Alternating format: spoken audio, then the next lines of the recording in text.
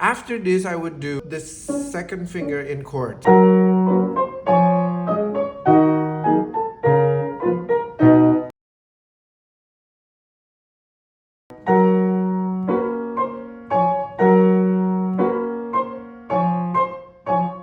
See, over here, I'm just figuring out that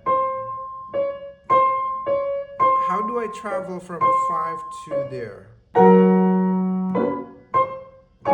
So here, I'm figuring out how do I travel from here to here?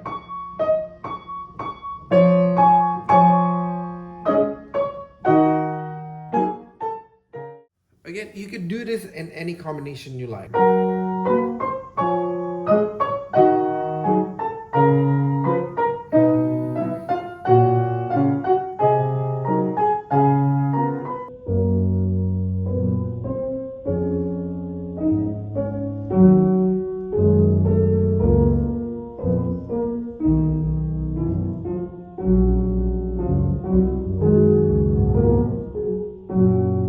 Okay, this is also a fun one that I like to do.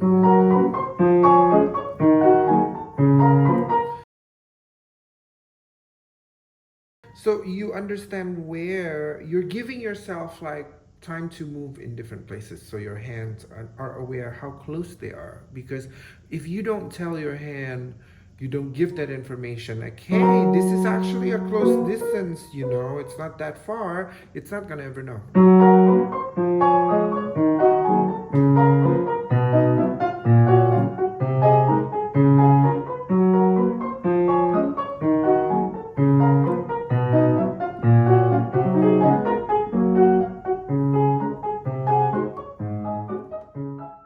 They're all moving together. All the three fingers moving together. It's not one being stuck here, and then I have to. No, they all.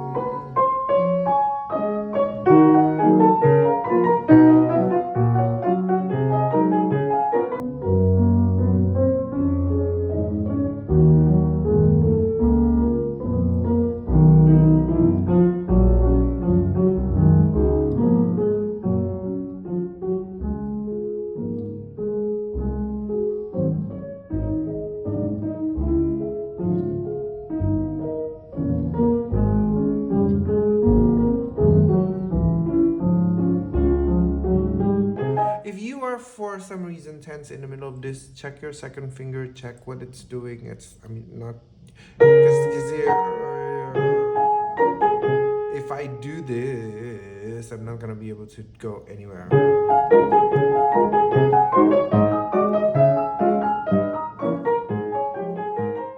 What I mean by the second finger not getting stuck like that is that, see, this is if I'm tense here, then my range of movement is smaller. Sometimes your second finger does that, and then that's already keeping you away from the piano because your freedom of movement, your range of movement becomes smaller. So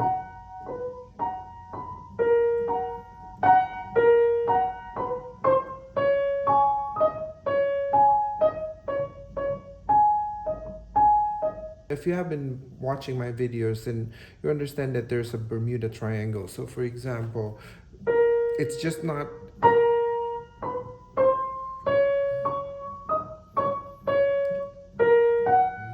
So that's a Bermuda Triangle.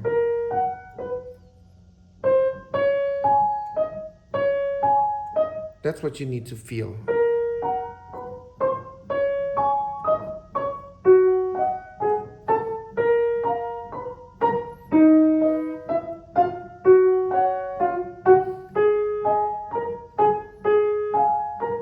I don't need to do that especially I don't need to do. So you know what the difference between the first and the second one is? First one I pluck away, then the second one I go from there. But those are both not needed. So you could actually.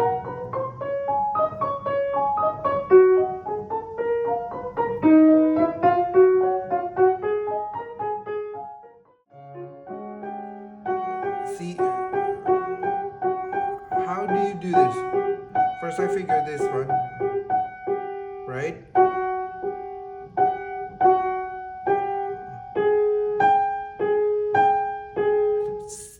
the farthest distance and make them close together.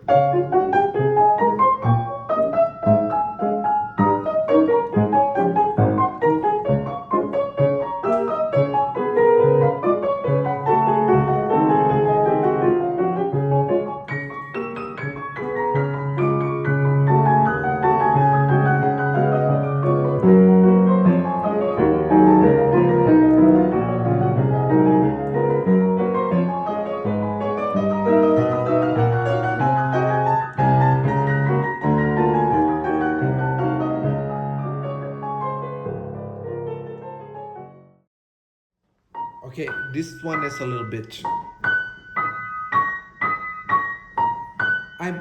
It took me a long time to get used to this fingering, but I mean, you could do this too very easily.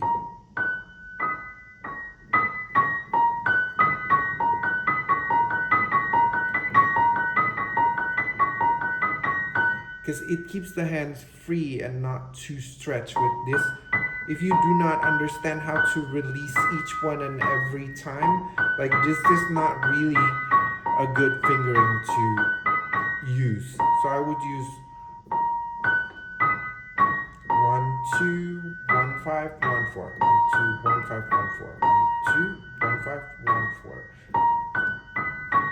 Because so then you don't remain like that unless you understand the principle of releasing it. This is the same thing. This is a slur staccato, and then this is another staccato. I know it's written as a legato, but you want to have understanding that that's a passive one.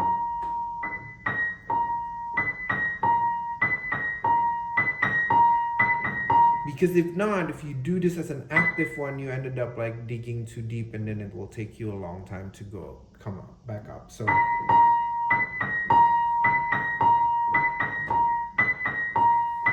until that becomes just second nature.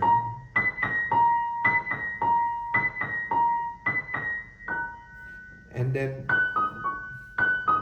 that's the other one pretty much. You have to kind of know where to move from. So you have go in before the thumb.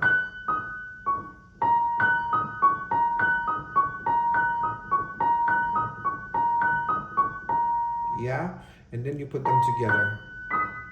See, your hands are going to already be there. I'm not doing this yet.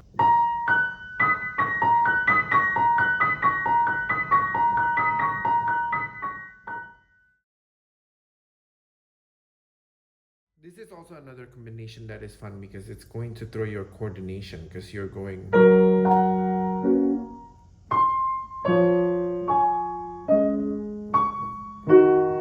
But I'm gonna isolate on the right hand a little bit here right now. But this is gonna tell you that this is close.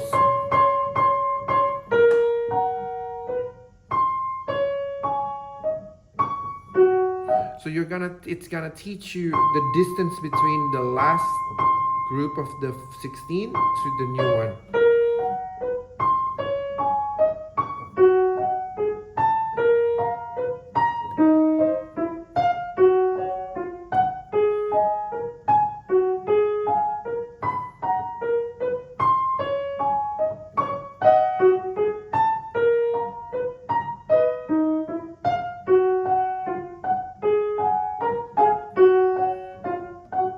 This is letting me know that how do I snap that to get back into the next position.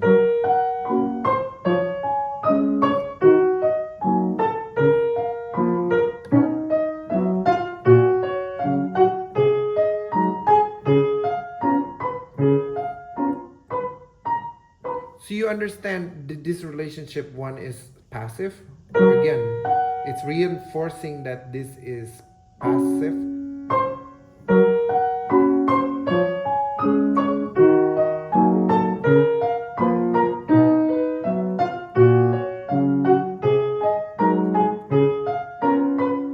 That's what you need to feel.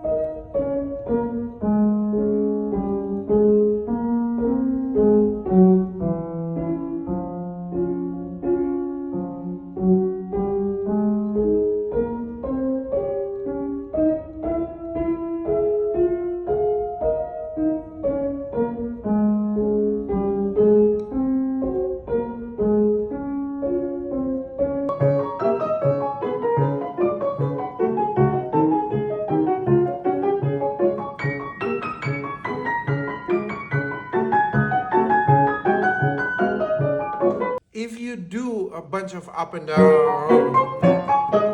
it's gonna sound like that.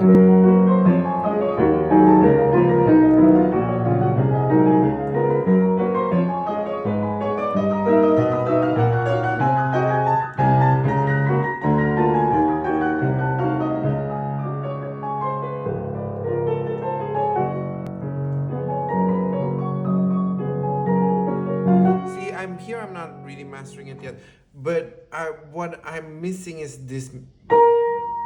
I just had that clarification just now, so I'm making this video to you. See, I can do that.